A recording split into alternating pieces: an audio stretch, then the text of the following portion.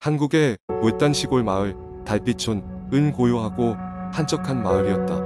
마을 사람들은 대부분 서로를 잘 알고 지냈고 언제나처럼 일상은 평화로웠다. 하지만 매년 10월 유난히 붉은 달이 뜨는 날이면 기이한 일들이 벌어지곤 했다. 오랜 전설에 따르면 붉은 달이 뜬 밤에는 마을에 오래된 원한과 저주가 깃든 영혼이 깨어난다고 했다. 그 영혼은 마을 밖에 낡은 폐가에 머물면서 붉은 달이 뜰 때마다 누군가를 불러 지하실로 끌어들인다고 전해졌다. 마을 사람들은 이를 매우 두려워하며 붉은 달이 뜨는 날엔 아예 외출을 삼갔다. 재우는 서울에서 내려온 대도시 청년으로 마을에 자리 잡고 있는 작은 민박집을 운영하는 할머니를 도와드리며 생활하고 있었다. 그는 붉은 달 전설이 단순한 헛소문일 뿐이라고 생각했다. 때문에 붉은 달이 뜨는 날 어떤 일이 벌어지는지 직접 확인하기 위해 밖으로 나가보기로 했다. 그날 밤 달빛은 피처럼 붉었고 마을은 정적에 휩싸였다. 재우는 용기를 내어 폐가로 향했다. 폐가는 오래된 목조 건물로 창문은 거의 모두 깨져 있고 기이한 이끼가 외벽을 뒤덮고 있었다. 문 앞에 서자 문은 스르르 열렸다. 내 손으로 만지지도 않았는데도 말이다. 재우는 심장이 두근거리는 것을 느끼며 폐가 안으로 발을 들였다. 집 안은 차가운 공기가 감돌고 있었다. 마치 무언가가 그를 뒤에서 바라보고 있는 듯한 느낌을 받았다. 그는 내부를 살피기 시작했다. 거실에는 낡은 가구들이 먼지를 뒤집어 쓴 채 놓여 있었다. 그때 어디선가 희미한 속삭임이 들리기 시작했다. 돌아. 재우는 고개를 돌려 소리가 나는 쪽으로 향했다. 소리의 근원은 바로 지하실로 이어지는 문이었다. 그는 두려움을 억누르며 조심스럽게 문을 열었다. 계단 아래로 깜깜한 지하실이 펼쳐져 있었다. 랜턴을 켜고 한 걸음씩 조심스럽게 지하실로 내려갔다. 지하실 바닥에는 희미한 형체가 있었다. 가까이 다가가자 그것은 허름한 옷차림의 할아버지 형상이었고 그는 천천히 재훈을 바라보았다. 그리고 낮고 조용한 목소리로 말했다. 너는 찾고 있는 것이 있는가? 재훈은 얼어붙은 채 대답하지 못했다. 그 아버지는 미소를 지으며 덧붙였다.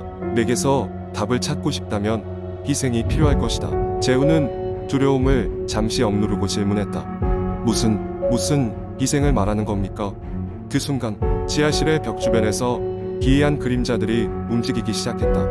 눈 속에 불어난 광채가 가득한 그림자들은 천천히 재훈에게 다가왔다. 그 형체들은 잘 알아볼 수 없었지만 사람의 형태를 하고 있었다. 재훈은 공포에 휩싸여 뒤로 물러서며 벽에 박힌 그림을 보게 되었다.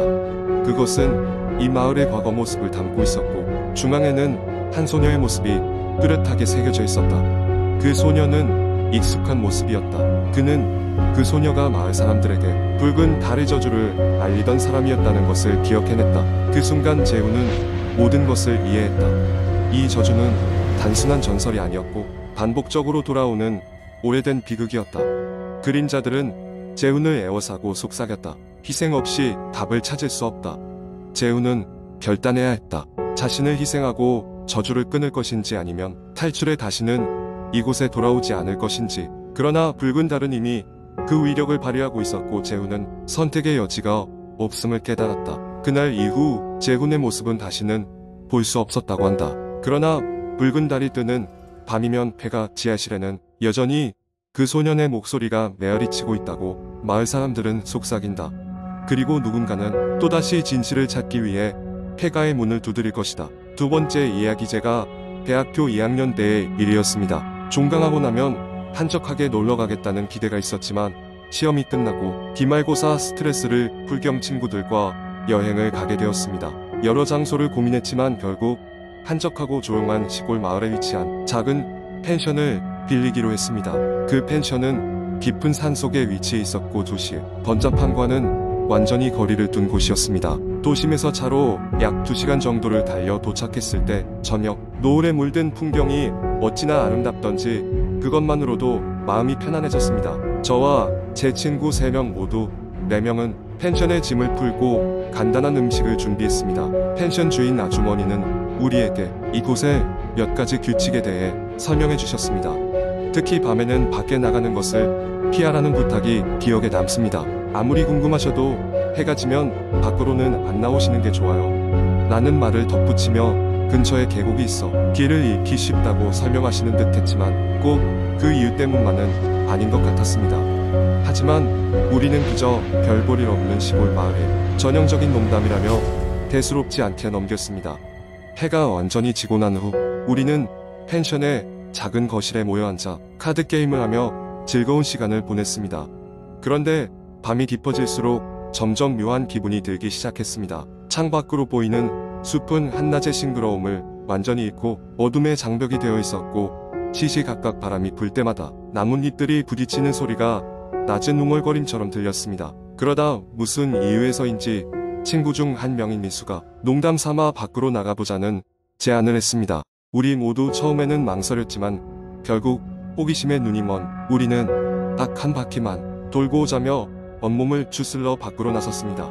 숲속에는 아무 일도 없었습니다. 웅장한 자연의 기운 속에서 우리는 각자의 이야기를 나누며 웃음을 터뜨리기도 하고 가끔씩 들려오는 야생동물의 소리에 놀라기도 했습니다. 그리고 펜션을 한 바퀴 돌아 다시 돌아가려던 찰나 민수가 뭔가를 발견했다며 우리를 불렀습니다. 그가 가리킨 방향에는 흙더미가 있었고 그 위에 놓인 오래된 나무 상자가 있었습니다. 상자 위에는 녹이 쓴 자물쇠가 걸려 있었지만 도무지 어떻게 이런 곳에 있을 수 있는지 의아한 마음에 우리 모두 다가갔습니다. 아무도 말릴 수 없을 만큼 흥미가 증폭된 나머지 저는 근처의 날카로운 돌로 자물쇠를 힘들게 열었습니다. 상자를 열었을 때 안에는 낡아 보이는 사진 몇 장과 오래된 일기장 같은 것이 있었습니다. 사진 속 사람들은 전통 한복을 입고 있었고 특히 한 장의 사진에는 종이에 그늘진 표정의 소년이 찍혀 있었습니다. 그리고 그 소년이 든 글판에는 알아볼 수 없는 기괴한 문양이 새겨져 있었습니다.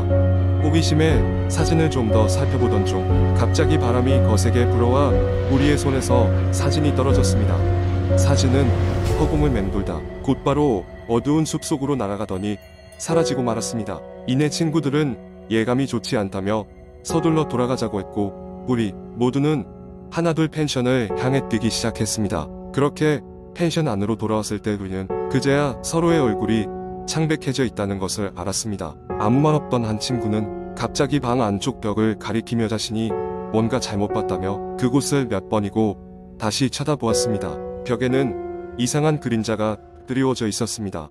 그림자는 언뜻 보면 사람의 형상이었지만 어디가 머리인지 어디가 팔인지 알 수 없이 엉켜 있었습니다.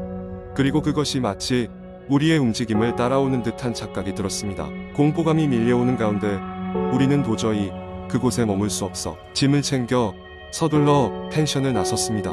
밖은 여전히 어두웠고 차로 돌아가는 길도 낯설게 느껴졌습니다. 그 길을 따라 내려오는데 문득 숲속에서 우리가 놓고 온 그 상자와 사진이 떠올랐습니다.